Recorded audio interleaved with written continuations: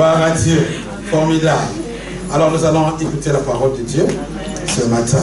Amen. Vous êtes tous très beaux et radieux. Vous avez la gloire de Dieu sur vous. Alléluia. Vous êtes pétillants. C'est comme ça. Et il faut être dans la joie. La vie est trop courte pour la vivre dans la tristesse. Vous devez refuser la tristesse au nom de Jésus. Même si vous avez des bonnes raisons d'être triste et dire non, je refuse quand même. Je préfère être dans la joie. J'ai choisi d'être dans la joie. La Bible dit soyez toujours joyeux. Car la joie du Seigneur, c'est notre force. Quand tu es dans la joie, tu as la force de surmonter tes problèmes. Tu as la force d'attaquer le diable. Tu as la force de repousser les troupes ennemies. Alléluia. Sois toujours dans la joie. Alors ce matin, nous allons écouter la parole de Dieu. Alléluia. Alors c'est une servante de Dieu formidable qui va prêcher. Voyez-vous, moi je crois dans le ministère des femmes. Je crois que les femmes aussi ont quelque chose à donner. Dieu utilise aussi les femmes. Et ne tombez pas dans ce piège de croire que les femmes ne peuvent pas prêcher. Ce n'est pas vrai. Une femme peut apporter la parole. D'ailleurs, ce sont des femmes qui sont allées dire aux disciples que Jésus est ressuscité. Pendant que les hommes tremblotaient là. Ce sont les femmes qui sont allées au tombeau. Elles n'ont pas eu peur. Parfois, les femmes ont de l'audace. Elles ont quelque chose pour bouleverser le royaume des ténèbres. Alors ce matin, nous allons écouter la servante de Dieu, notre sœur, ma fille Sandrine, qui va nous prêcher. Est-ce que nous pouvons acclamer le Seigneur? Gloire à Jésus. Elle est sapée comme jamais. Alléluia. Amen. Soyez bénis. Amen. Amen. Oh, quel privilège. Amen. Je dis toujours quand le pasteur m'envoie un message pour me demander d'apporter la parole, j'aime pas. Je tremble chaque fois. Amen. Mais c'est Dieu qui permet. Alléluia. Je bénis Dieu pour la grâce qu'il m'accorde de me tenir devant vous, car c'est vraiment un privilège. Amen. Et je bénis le couple pastoral, car ce sont des personnes qui me bénissent énormément. Amen. De temps en temps, j'appelle maman pasteur, on parle. De temps en temps, j'appelle pasteur, on parle. C'est des gens vraiment qui m'ont vraiment orienté vers mon ministère, en fait, qui m'orientent et qui continuent à m'orienter vers ma destinée. Soyez bénis, couple pastoral. Amen. Nous allons prier. Saint-Esprit, Seigneur, je veux te dire merci. Merci, Seigneur, pour la grâce que tu m'accordes de me tenir devant ton peuple. Seigneur, quelle lourde responsabilité, Seigneur, d'apporter ta parole. Seigneur, que cette parole donne la vie, donne la joie, montre le chemin et nous emmène vers une autre dimension avec toi, Seigneur. Libère ce que tu as prévu de libérer ce matin. Seigneur, fais ce que tu as prévu de faire ce matin. Car, Seigneur, c'est toi qui as l'honneur en ce moment. Que toute la gloire te revienne. Amen. Amen. Amen. Le dimanche passé, nous avons eu un très très bon message. Maman pasteur nous a parlé sur la distraction. Elle a dit que nous devons sortir de la distraction. Et c'est réellement ce que le Saint-Esprit est en train de communiquer à l'Église ces derniers temps. Nous devons sortir de la distraction, sortir des choses qui nous empêchent de voir la gloire de Dieu. Alléluia.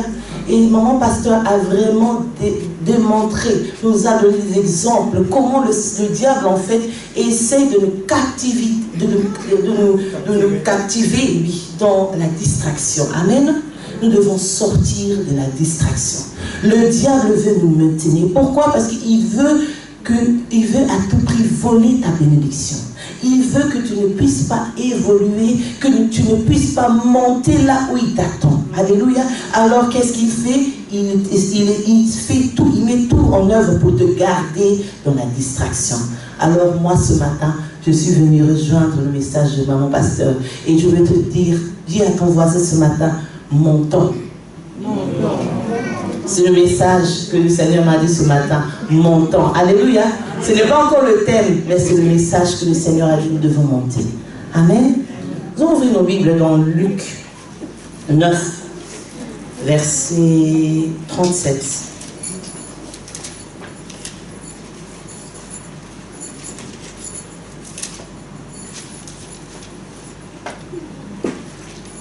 La parole dit: le lendemain, lorsqu'ils furent descendus de la montagne, une grande foule vint au-devant de Jésus.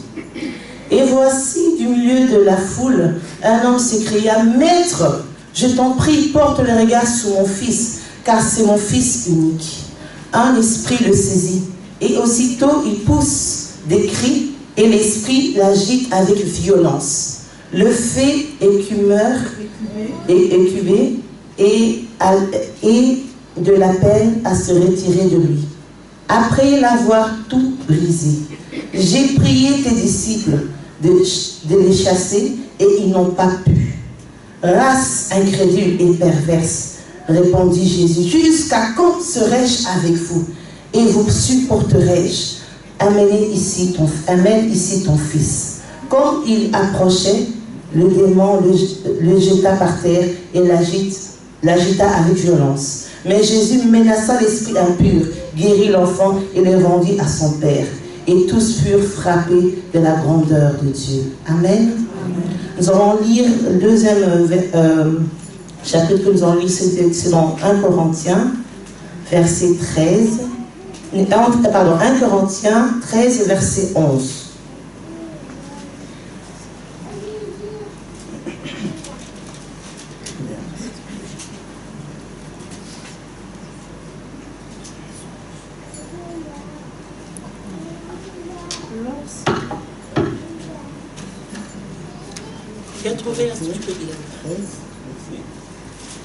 Lorsque j'étais enfant, je parlais comme un enfant. Amen. Je pensais comme un enfant, je raisonnais comme un enfant. Lorsque je suis devenu homme, j'ai fait disparaître ce qui était de l'enfant. Amen. Amen. Amen. Ce sont les deux messages, versets que nous allons nous baser ce matin. Amen. Je reprends le verset de 1 Corinthiens 13, verset 11. Dieu parle de deux aspects. Il parle de l'enfance et il parle de la maturité. Amen. Alléluia. L'être humain parcourt 4 étapes dans la vie. Il y a l'étape de l'enfance, il y a l'adolescence, la phase de l'adulte, de la maturité, et il y a la vieillesse. Amen. L'enfance. Qu'est-ce que veut... En fait, c'est quoi l'enfance? C'est l'étape où les fondements s'émettent. Amen. C'est l'étape le plus important du cycle de la vie. Car c'est dans l'enfance, c'est là où tout doit se mettre correctement. Un enfant qui ne sait pas marcher dans l'enfance, il va avoir automatiquement de problèmes plus tard. Alléluia. C'est l'étape vraiment où chaque parent surveille l'évolution de l'enfant. Alléluia.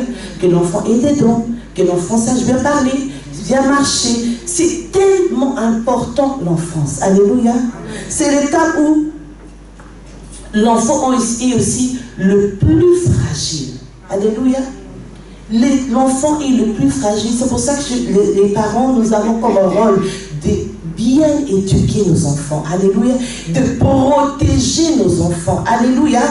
Les enfants sont innocents, fragiles. Alléluia. Nous sommes les gardes. Nous sommes les personnes qui gouvernent, qui gardent, qui protègent nos enfants. Alléluia.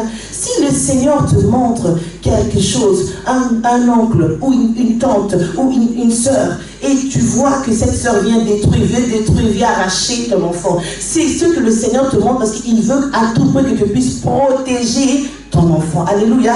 Nous avons comme rôle, parents, de protéger nos enfants. Alléluia. Donc l'enfance, c'est l'étape le plus fragile de tout le cycle de la vie. Alléluia.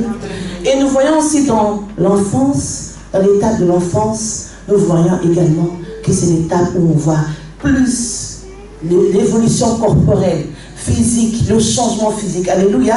L'enfant naît. Après 4 mois, l'enfant a des dents. L'enfant commence à parler. L'enfant commence à marcher. L'enfant commence à sauter. L'enfant commence à courir. L'enfant commence à dire maman. L'enfant fait ceci. L'enfant, on voit l'évolution. Alléluia. À 4 ans, on voit déjà que c'est un petit enfant, mais c'est un petit être humain. Alléluia. C'est là, tout se passe dans l'enfance. Étape très très importante. Alléluia. Après l'enfance, il y a l'adolescence. C'est l'étape où les jeunes commence à se poser des questions. C'est l'étape où on cherche notre identité. Alléluia. Où on veut chercher où est-ce que le Seigneur veut nous emmener. Où est-ce que je veux aller dans ma vie. Qu'est-ce que je veux devenir. Alléluia. Alléluia. C'est l'étape où on se cherche. On est en train de construire notre être intérieur. Alléluia.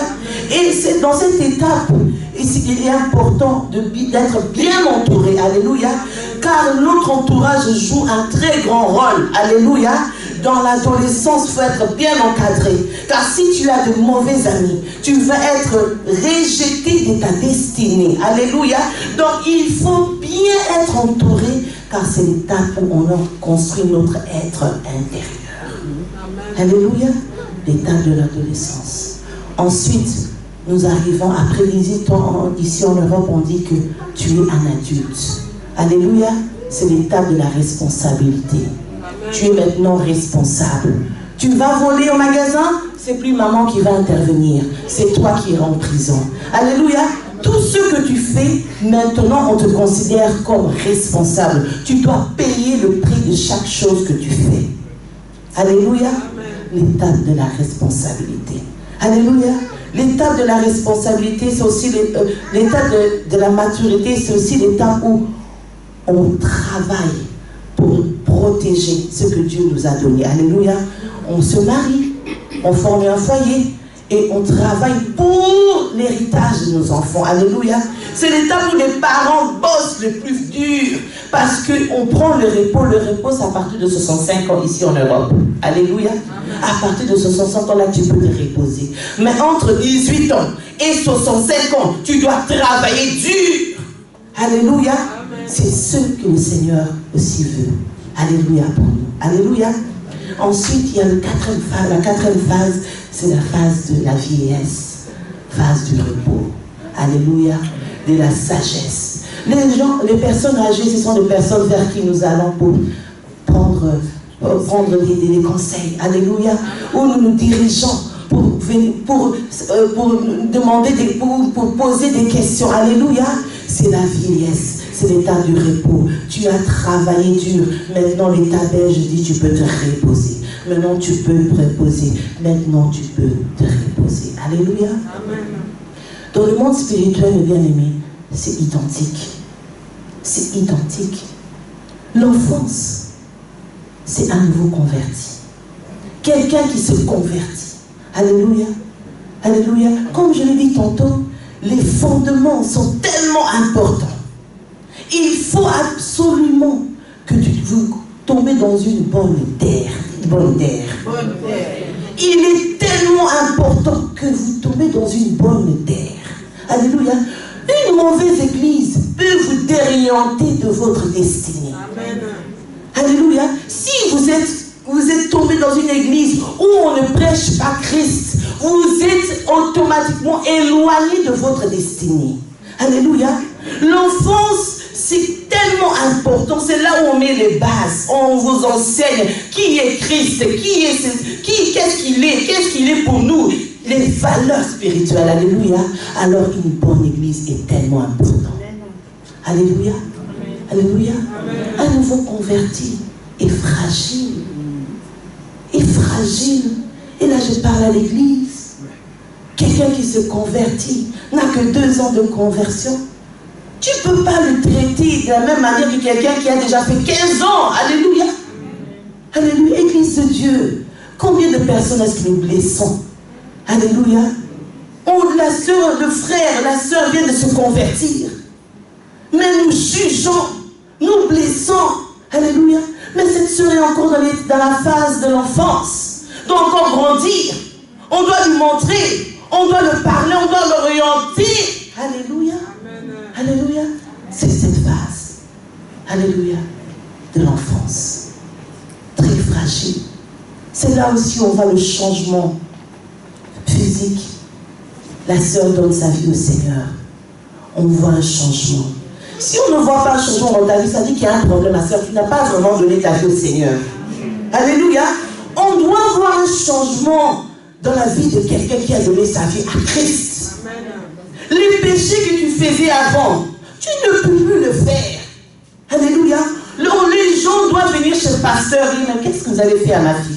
Qu'est-ce que tu as fait à cette, qu'est-ce que vous avez fait à cette soeur? Elle a complètement changé. Ce n'est plus la même personne. Alléluia.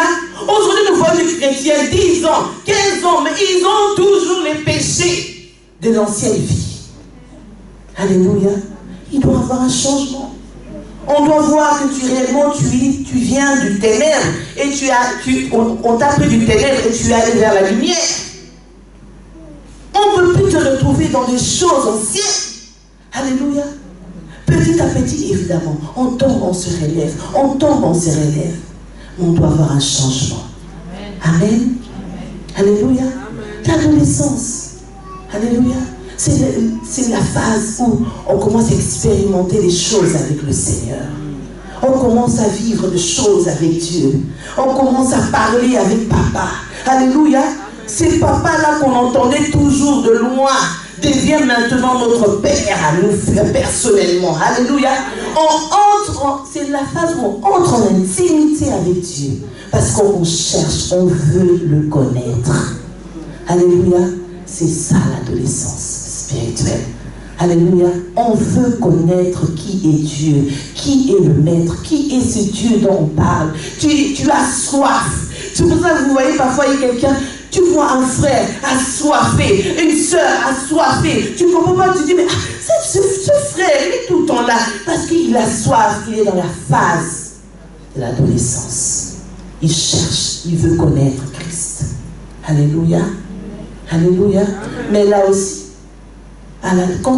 des personnes qui recherchent Dieu peuvent tomber aussi sur des mauvaises personnes. Des gens qui influencent votre vision. Quelqu'un qui vient te dire, moi j'ai fait 30 ans, je n'ai pas eu d'enfant. Toi aussi tu n'auras pas d'enfant. Toi aussi tu prends ces paroles, tu écoutes, tu dis peut-être moi aussi je n'aurai pas d'enfant.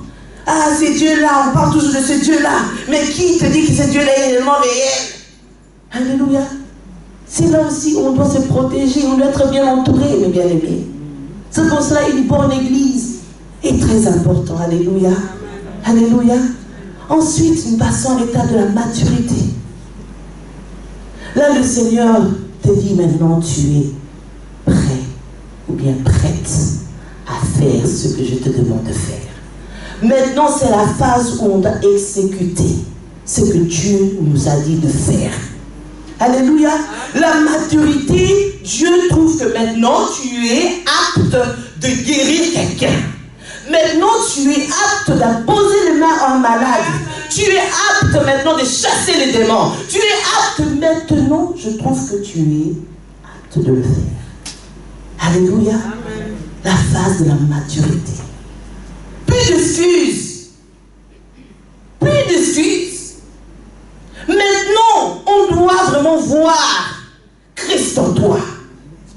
Alléluia. Tu dois prêcher Christ, tu dois vivre Christ, tu dois être comme Christ. Alléluia. La phase de la maturité.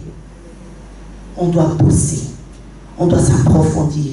On doit chercher. On doit chercher. On doit chercher. Ne pas se satisfaire. Chercher des mains encore dans les profondeurs. Tu entres encore et encore et encore et encore. Tu fais que chercher la face de Dieu. On bosse. On bosse dans la phase de la maturité. On cherche Dieu. On ne croise pas les mains en attendant que le Saint-Esprit fasse tout. Dieu attend de nous que nous puissions bosser, travailler, sortir, évangéliser, parler de Christ autour de nous. Alléluia. Alléluia. La maturité. Alléluia. Ensuite, il y a la vieillesse. Ça, c'est la phase où les gens, comme je l'ai dit, viennent demander conseil. Tu es un genre d'exemple pour l'autre. Quand on voit pasteur, on dit, pasteur, tu as autant des années dans le Seigneur. Montre-moi comment on délivre quelqu'un. Alléluia. Tu as autant des années dans le Seigneur. Montre-moi ceci. C'est la phase où on devient de modèle pour Christ. On est un modèle pour Christ. Alléluia. La vieillesse, tu es un modèle. Tu donnes des conseils. Tu libères. Alléluia. On parle de toi partout. Et pasteur Marcelo, et pasteur Yvan Castano, pasteur Didier Louana, tu es un genre de référence pour beaucoup de personnes. Alléluia. Mais pour arriver là, tu dois passer par l'enfance, l'adolescence, la maturité et ensuite la vieillesse. On ne devient pas un modèle du jour au lendemain. Il faut payer le prix. Alléluia. Amen. Il faut payer le prix. Alléluia. Voilà. Ça, c'était mon introduction. Pour maintenant arriver au message. Alléluia. Amen. Dieu parcourt des villes. Et un jour, il a vu une grande foule et un homme qui crie, Jésus, Jésus, viens, toi Saint-Esprit, viens, toi Jésus, viens prier pour mon fils. Alors Jésus se tourne vers l'homme et dit, mais qu'est-ce qui se passe? Oui, mon fils est possédé. Mais il n'y a personne de tes disciples qui n'a pu chasser le démon. Jésus regarde le disciple et me dit, mais pardon? Donc vous êtes 12. Personne d'entre vous n'a pu chasser un démon. Mais comment ça? Comment se fait-il? Je suis sûre que les disciples eux-mêmes étaient choqués. Ils dit bon, mais maître, c'est normal. Dieu dit non, c'est pas normal. Moi, je suis votre exemple. Moi, j'ai toujours été votre exemple.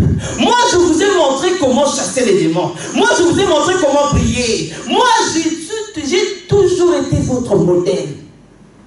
Jusqu'à quand serai-je avec vous? C'est le thème de ce matin. Jusqu'à quand serai-je avec vous? Comment ça? Vous n'arrivez pas à chasser un démon. Vous n'êtes plus dans la phase de l'enfance.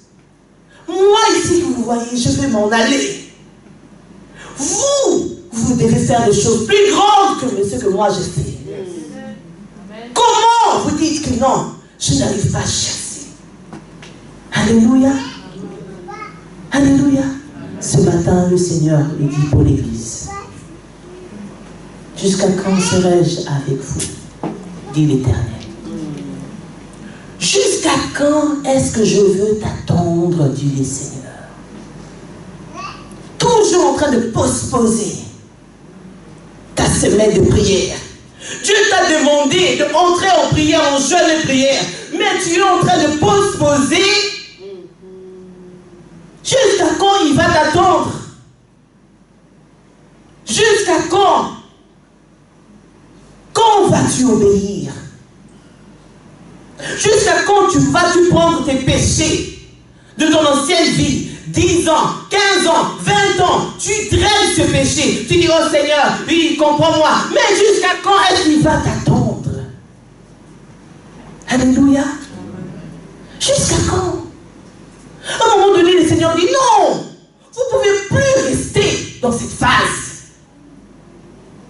Toujours en train de trouver des excuses, toujours fragile, toujours ceci, non. À un moment, il faut monter. Yes. Alléluia. Il faut dire maintenant, ça suffit. J'ai assez joué avec le Seigneur. Maintenant, je veux prendre ma vie avec le Seigneur, ma relation avec le Seigneur au sérieux. Yes. Jusqu'à quand? Quand vas-tu obéir? Quand vas-tu répondre à ton appel? Dieu t'appelle à libérer les captifs. Mais quand vas-tu répondre à ton appel? Quand vas-tu faire ce qu'il te demande de faire? Toujours en train de trouver des excuses.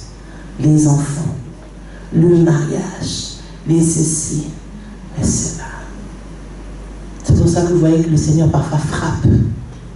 Il va frapper tes enfants parce que tu ne veux pas obéir. Il va frapper ton mari parce que tu ne veux pas obéir. Jusqu'à quand, dit l'Éternel. Alléluia. Les disciples étaient choqués. Choqués de la réaction du Seigneur.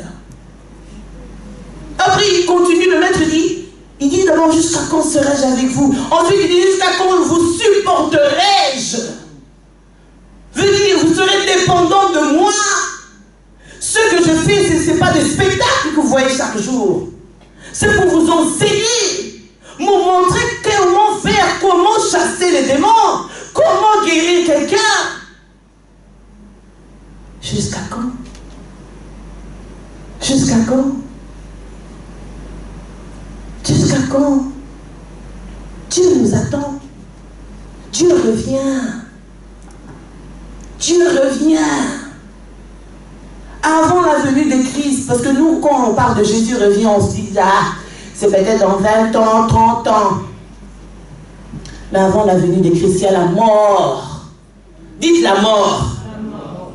La mort, tu vas dans le séjour de mort, tu ne peux plus te convertir, demander pardon. C'est fini. Aujourd'hui, si Christ t'enlève la vie, tu n'as pas accompli ce qu'il t'a demandé de faire. Qu'est-ce que tu vas dire devant le trône?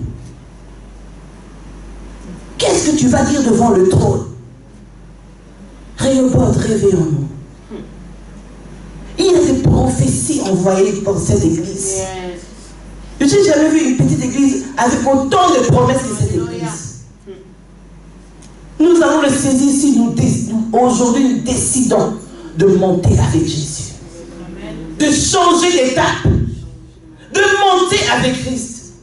Les prophéties qu'on donne là, c'est des choses réelles, c'est des choses qui vont s'accomplir.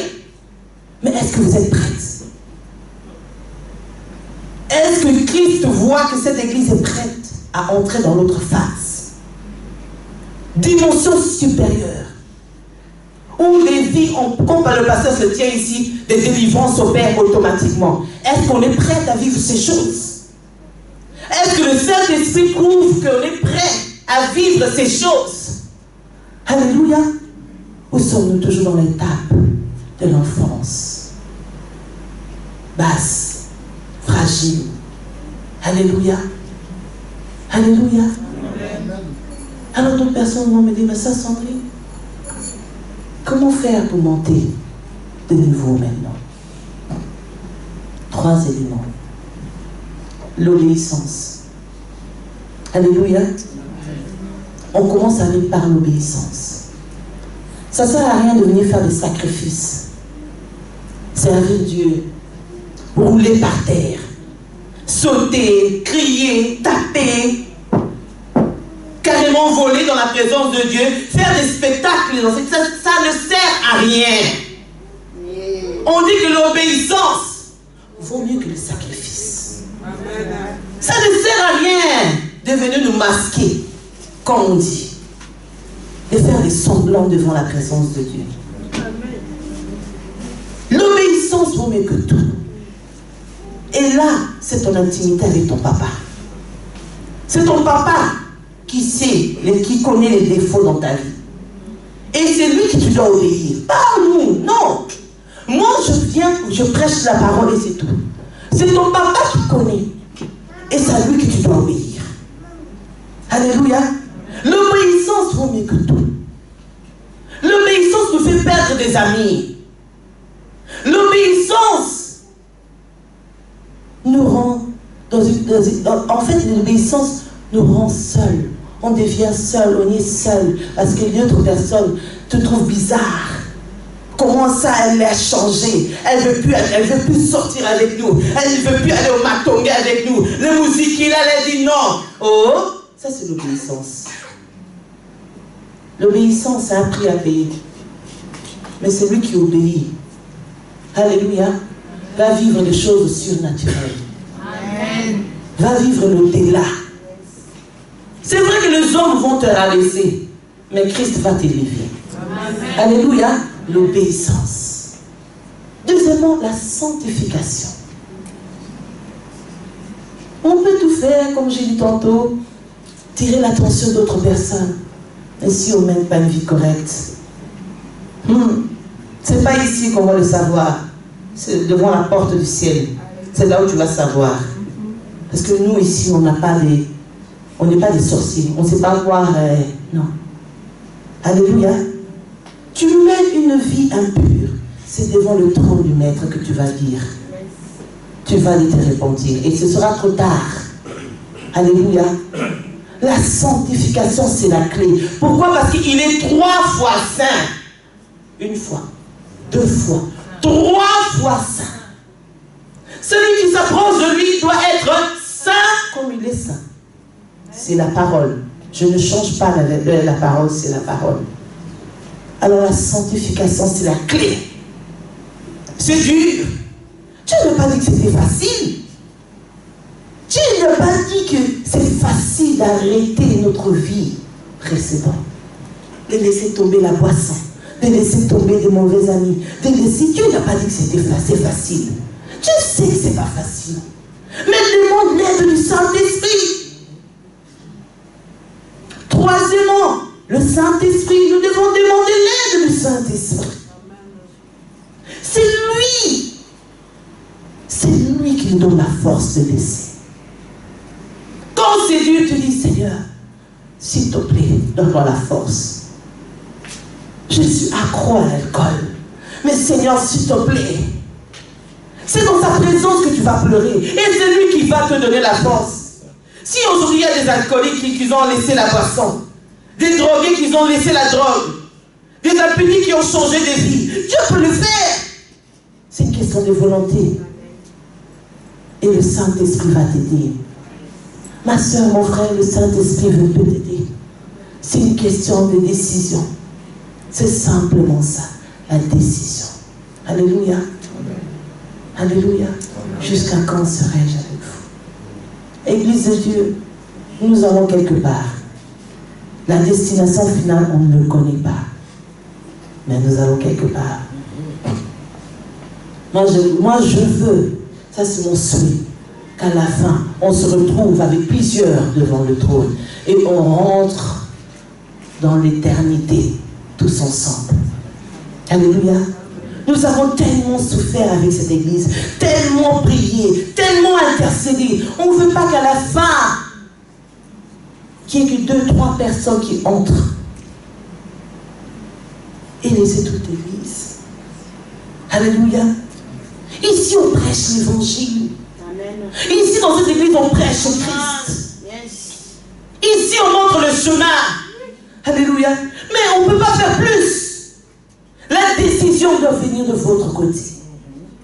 Vous devez prendre la décision de suivre Jésus. Vous devez prendre la décision d'obéir.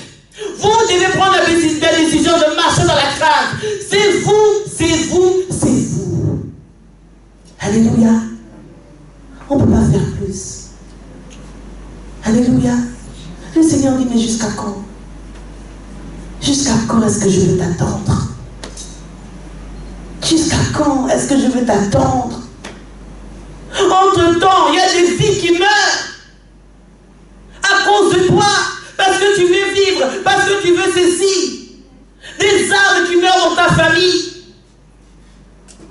Pourtant, je t'ai placé dans ta famille. Mais tu ne veux pas obéir. Jusqu'à quand est-ce que je vais t'attendre? Jusqu'à quand? C'est pour ça que vous voyez des hommes de Dieu. Quelqu'un qui a reçu qui a reçu des prophéties. Cette personne meurt. On se dit, mais il a reçu des prophéties. Non. Le Seigneur, à un moment donné, le Saint-Esprit se fatigue. Tu ne veux pas faire ce qu'il te demande de faire. Qu'est-ce qu'on fait avec un arbre qui ne porte plus de fruits? On le coupe. Toi, tu es l'arbre dans ta famille. Tu dois porter des fruits dans ta famille. Mais tu ne portes pas de fruits. 5 ans, 10 ans, le Saint-Esprit dit, ok, maintenant à partir de 10 ans, je commence à être un peu plus sévère. Malgré tout ça, 15 ans, tu ne portes toujours pas de fruits. À un moment donné, le Seigneur va couper. Parce qu'il y a trop de gens qui meurent à cause de toi. Trop de gens qui meurent. On ne veut pas ressembler à Christ. On ne veut pas abandonner notre ancienne vie. Jusqu'à quand? Église de Dieu, jusqu'à quand, Rehoboth? Jusqu'à quand est-ce que nous allons être satisfaits de cette dimension? Dieu veut plus. Dieu veut plus. Dieu veut que nous puissions monter, atteindre la dimension surnaturelle. Mais il ne peut pas le faire, car nous sommes encore enfants. D'autres sont peut-être déjà dans l'adolescence. 2, 3 personnes matures. Et encore, il ne peut pas faire des miracles. Quand tu te trouves encore dans l'état de l'enfance, tu ne seras pas géré. C'est pour ça qu'il ne peut pas faire, tu ne seras pas géré. Si Dieu te bénit maintenant et tu n'es pas mature, tu ne pourras pas gérer. Alléluia. Montons, Église de Dieu. Montons. On vient prêcher. C'est tout ce que nous faisons. Le reste, c'est vous-même qui devez prendre la décision. Qu'est-ce que je fais avec cette parole? Je la prends, je le mets dans mon cœur. Ou bien je la prends, je le jette. Alléluia. C'est une décision. Tu le prends, tu fais quelque chose. Tu ne veux pas, tu le jettes. Mais il y a la mort. Et à un moment donné, le Saint-Esprit il s'était à jamais. Il coupe l'arbre et le jette. Alléluia. C'est le message que le Seigneur m'a donné ce matin. Jusqu'à quand, Rehoboth? Rehoboth, réveillons-nous. Il y a des grandes choses qui nous attendent. Il y a des grandes choses qui nous attendent. Rehoboth, c'est aujourd'hui que tu dois prendre la décision. Rehoboth, c'est aujourd'hui que tu dois décider de changer de vie. Rehoboth, c'est aujourd'hui que tu dois le faire. Pas demain. Qui sait que demain ne viendra pas? C'est aujourd'hui. Nous tous, nous nous battons. C'est dur d'être chrétien. C'est dur parce que tu te bats contre la chair. C'est pas facile. Mais il n'a pas dit que ce serait facile. Il a dit, suis-moi. Que Dieu a dit à Pierre, suis-moi. Est-ce qu'il a dit que Pierre, suis-moi, c'est un chemin facile. Tu vas voir, tu vas vivre des choses grandioses. Non. Il a simplement dit à Pierre, suis-moi. Suis-moi. Ce n'est pas facile. Mais c'est le chemin qui mène vers la vie. La vie éternelle. Alléluia. Nous devons prendre conscience de cela. Arrêtons de chercher des choses qui vont rester sur la terre. Des futilités. Arrêtons de nous embrouiller. Alléluia. C'est des enfants qui s'embrouillent. C'est des enfants qui roulent par terre. C'est des enfants qui sautent. C'est les enfants qui font ces choses. Nous sommes appelés à être des matures. 1 Corinthiens 13, 11 dit, fais disparaître tout ce qui est d'enfant en moi. Que ça disparaisse. Que je devienne enfin mature. Phase de la maturité. C'est là, c'est la phase que nous devons atteindre. Alléluia. Nous allons demander incliner notre tête.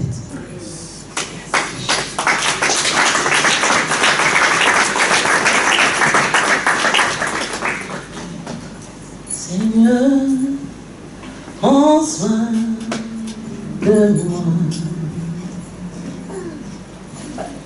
J'ai besoin de toi. Seul je ne suis rien. Tu le sais, Seigneur.